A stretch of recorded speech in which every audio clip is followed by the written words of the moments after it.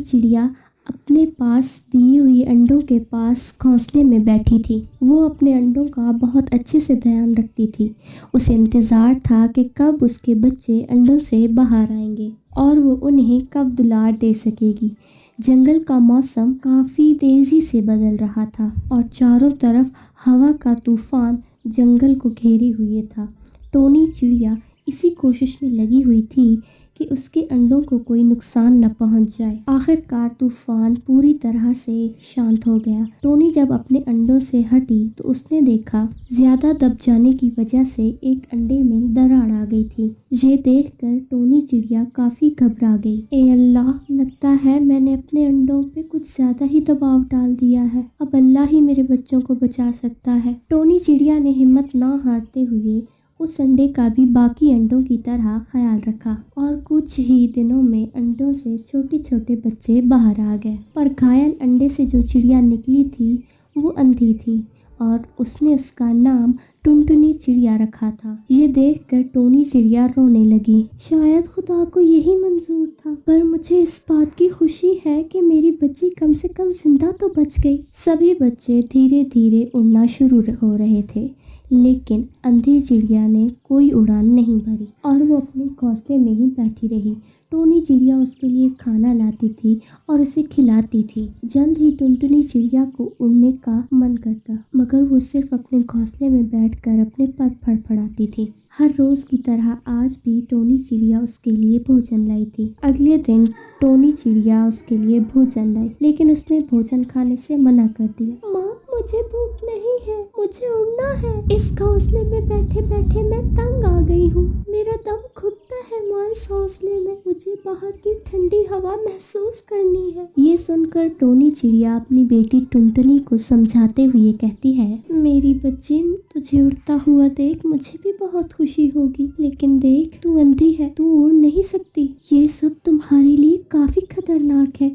इस जंगल की नोकीली शाखाओं से तू घायल हो सकती है मेरी बच्ची। तुम्हें इसी घोंसले में अपनी जिंदगी गुजारनी होगी। ये सुनकर टुनटुनी उदास हो जाती है। उससे अंदर ही अंदर लग रहा था कि काश वो अंडे में ही मर जाती। ये जिंदगी अब उसे बोझ लगने लगी थी। एक दिन जब टोनी चिड़िया खाने की तलाश में निकली तो फौरन ही टुनटुनी के दिल में ये ख्याल आया, मेरी वजह से मेरे परिवार को कितनी मुश्किल होती है। मैं अपने परिवार के लिए परेशानी का कारण बनती जा रही हूँ। मुझे जल्द ही उनसे दूर हो जाना चाहिए, वरना आगे चलकर उन्हें बहुत परेशानी होगी जो मुझसे बर्दाश्त नहीं होगी। फिर टुनटुनी चिड़िया बहुत तेजी से अपने पंख फड़फड़ाने लगी। उसने उड़ान भरना शुरू कर दी, लेकिन उसे नहीं पता था कि वो किस तरफ जा रही है। वो वहाँ से उड़ती हुई कहीं दूर निकल गई। जब टुनटुनी चिड़िया की सारी शक्ति खत्म हुई तो तब वो जमीन पर आकर गिरी, जिससे उसके जिस्म पर जख्म हो गए।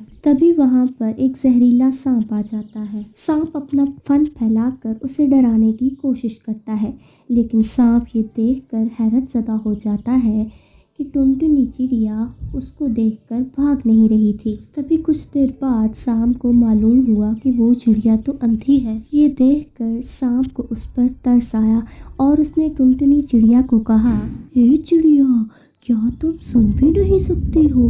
क्या जो मैं बोल रहा हूँ तुम्हें वो सुनाई भी नहीं देता? ये सुनकर टुनटुनी चिड़िया ने उस सांप से कहा, मैं सुन सकती हूँ, बोलिए, मैं आपकी क्या सहायता कर सकती हूँ? तुम जब सुन सकती हो तो मेरी आवाज से खतरे का अंदाजा तो हो गया होगा, फिर तू अपनी जान बचाकर क्यों नहीं भागी? हाँ, मुझे पता चल गया था कि कोई मेरा शिकार करने आया है और मैं चाहती भी यही थी कि कोई मेरा शिकार कर दे। वैसे भी मैं किसी काम की नहीं हूँ। मैंने सोचा कि क्यों ना किसी का भोजन ही बन जाऊं। उसका पेट भर जाएगा तो मुझे खुशी होगी। ये सुनकर सांप का दिल पसीज गया। यानी तुम्हारा ख्याल रखने वाला कोई नहीं है? फिर टुनटुनी चिड़िया सांप को सारी बात बताती है कि वो कैसे अपने परिवार के लिए बोझ बनने लगी थी। सांप उसकी सारी बात सुनकर उसे समझाता है। टुनटुनी, तुम्हें ऐसा नहीं करना चाहिए। तुम्हें अपने परिवार को यूं अकेला छोड़ के नहीं आना चाहिए। तुम्हारी माँ तुम्हारा इंतजार कर रही होगी। वो तुम्हारा बहुत ख्याल रखती हैं और तुमसे बहुत प्यार करती हैं। उन्होंने बचपन से तुम्हारा ख्याल रखा और तुम्हें कभी अकेले उड़ने भी नहीं दिया। वो तुम्हारी बहुत फिक्र करती हैं। टुनटुनी चिड़िया को अपनी गलती का एहसास हो जाता है और वो सांप से कहती है, मुझे अपनी गलती का एहसास हो गया है, लेकिन मैं नहीं जानती कि मेरा घोंसला कौन सा है, क्योंकि अब मैं उनके पास जाना चाहती हूँ। मैं तुम्हारी मदद करूँगा, लेकिन सबसे पहले तुम्हें अपना घाव ठीक करना होगा और फिर मेरे पास ही रहना होगा। वो रोज़ मरहम लाता और टुनटुनी चिड़िया के घाव पर लगाता। वो उसका ख्याल रखने लगा था। एक दिन वो टुनटुनी चिड़िया पर मरहम लगा ही रहा था कि टुनटुनी चिड़िया को ढूंढते हुए टोनी चिड़िया वहाँ पहुँच गई। जब उसने सांप को अपने बच्चे के पास देखा तो उसने जल्दी से सांप को अपनी चोंच में उठाकर बहुत ऊंचाई पे ले गई और वहाँ से उसे नोकीले पत्थरों पर फेंक दिया और वहीं पर सांप की मौत हो जाती है। उसे मालूम हुआ कि सांप ही उसकी रक्षा कर रहा था और ये जानकर टोनी चिड़िया को अपने किए पर बहुत पछतावा होता है। सांप ने जाते जाते अपना वादा पूरा किया। टोनी चिड़िया का परिवार अब फिर से पूरा हो गया था, लेकिन उसको आज भी सांप को मारने का बहुत दुख था। टुनटुनी चिड़िया की सास का नाम सुंदरी कवि था। वो बहुत ही दुष्ट थी और बहुत गुस्से वाली थी। अपने बेटे की मौत के बाद वो और भी जालिम हो गई थी। एक दिन टुनटुनी चिड़िया खाना पका रही थी। माँ, और कितनी देर लगेगी? हमें बहुत भूख लगी है, जल्दी करो ना माँ। बच्चों, कुछ देर सब्र रखो, मैं भी वही काम कर रही हूँ ना। बस 10 मिनट में खाना बन जाएगा, थोड़ा धीरज रखो। ये कहकर वो उन्हें बहला रही थी। इतने में सुंदरी कवि वहाँ आ जाती है। दोस्तों, कल की वीडियो में आपने इतने कम लाइक क्यों किए? जब मैं आपके कहने पर वीडियो बनाती हूँ और दोस्तों जब आप इतने कम लाइक करते हो तो मुझे कहानी बनाने का बिल्कुल भी मन नहीं करता है। तो दोस्तों, अभी जाकर कल की वीडियो पर लाइक करो और कमेंट करना मत भूलना। अरे ओ कान लक्ष्मी, तू कहाँ मर गई थी? इन दिनों तेरी चर्बी बहुत चढ़ गई है। अभी तक तुमने खाना नहीं बनाया? माँ जी, आज पता नहीं बदन में बहुत दर्द हो रहा है, इसीलिए मैं जल्दी नहीं उठ पाई और थोड़ी देर हो गई। ये सुनकर सुंदरी कवि को बहुत गुस्सा आ गया। आजकल तेरी आंखें सख्त चढ़ गई हैं। जब तक तेरी हड्डियां नहीं तोड़ूंगी तू नहीं मानेगी। ये कहकर वो उससे डंडे मारने लगती है। माँ मत मारो, माँ जी मत मारिए, माँ जी बहुत दर्द हो रहा है, माँ जी छोड़ दीजिए। पिटाई करने के बाद उस समय सुंदरी कवि वहाँ से उठकर चली गई। ये सब पास वाले पेड़ से टूनी चिड़िया और हरी तोता देख रहे थे। बेचारी टुनटुनी चिड़िया की किस्मत कितनी खराब है, ऐसी दुष्ट सास किसी को न मिले। खुदा से दुआ करूंगी भला वो टुनटुनी चिड़िया पर इतने जुल्म क्यों करती है। मेरी समझ में नहीं आता कि वो इतनी सुंदर है। खुदा जाने कौवे के बच्चे से इसने शादी क्यों कर ली। ये तो अच्छा हुआ कि इसके बच्चे टुनटुनी पर गए, वरना इतने काले बच्चे क्यों पैदा किए। ये कहकर वो पिटाई करती। इस बेचारी टुनटुनी चिड़िया की तो किस्मत ही खराब है। ये सब देखकर इन दोनों को बहुत बुरा लग रहा था। एक दिन अपनी खराब सेहत के चलते टुनटुनी चिड़िया सोई रही। जब सुंदरी कवि ने ये देखा तो वो बोली, अरे ओ महारानी, क्या घोड़े बेचकर सो रही है? घर के सारे काम कौन करेगा? माँ जी, मुझसे आज काम नहीं हो पाएगा, एक दिन आप काम कर लीजिए। तेरी इतनी हिम्मत कि तू मुझे काम करने के लिए कहे? ये कहते तेरी जबान लड़खड़ाई नहीं। आज के बाद तो ये बात न कहे, इसीलिए मैं तुझे अच्छा सबक सिखाऊंगी। अब चल जाकर बाथरूम में सो जा, इस बदबू में तुझे चैन की नींद आएगी। यूं जबरदस्ती टुनटुनी चिड़िया को इसने बाथरूम में धकेल दिया। बात ना मानती तो क्या करती टुनटुनी बेचारी। वो चुपचाप बाथरूम में सोने लगी, पर वहाँ की बदबू से बर्दाश्त नहीं हो रही थी। सासू माँ, मुझ पर दया करो, मुझे अंदर आने दो सासू माँ, मैं यहाँ नहीं सो पा रही। यूं वो बार बार विनती करने लगी, पर सास ने एक ना मानी। अरे ओ कलमूली, अगर एक भी बार तू और ये बात कही तू समझ लेना कल से वही तेरा आशियाना होगा। मैं आपके आगे हाथ जोड़ती हूँ, मैं यहाँ नहीं रह पा रही, मुझे बाहर आने दीजिए सासू माँ। अच्छा, तो तुझे मेरी बात समझ में नहीं आ रही? अब तू वहीं रह और वहीं खाना पकाकर खाया कर और साथ में अपने बच्चों को भी ले जा, अपने साथ रख लेना। बेचारी टुनटुनी चिड़िया बर्दाश्त करती हुई वहाँ रहने लगी। टोनी चिड़िया और हरी तोता अपनी आंखों के सामने ये सब होते देखते रहे। दोस्त, आखिरकार वो कहानी सच हुई ना, कि जिसमें कहा गया था कि चिड़िया ही चिड़िया की दुश्मन होती है। इसकी सास इस कहावत को निभा रही है। इस बेचारी को देखकर मुझे बहुत बुरा लगता है। पता है, वो बाथरूम में रह रही है, अपने बच्चों के साथ वहीं पर खाना बनाकर खा रही है। मुझे भी बहुत बुरा लग रहा है, पर हम क्या कर सकते हैं।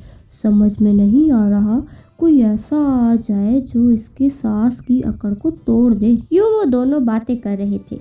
टोनी चिड़िया ने कहा, दोस्त, क्यों ना हम एक काम करें, हमारे दोस्त चील लॉयर को जाकर सारी बात बताते हैं, फिर वो यहाँ आएगा तो टुनटुनी चिड़िया की सास की अकड़ को तोड़ देगा। ये कहकर टोनी और हरी तोता लॉयर चील के पास गए। कहो टोनी और हरी तोता, बड़े दिनों बाद तुम दोनों को देखकर बहुत अच्छा लग रहा है। हम बहुत अच्छे हैं, मगर आप कैसे हो? मुझे क्या हुआ है, मैं अपने बाल बच्चों के साथ बहुत खुश हूँ। हमारी जिंदगी सुकून में चल रही है। तुमने बताया नहीं तुम्हारी यहाँ आने की क्या वजह है।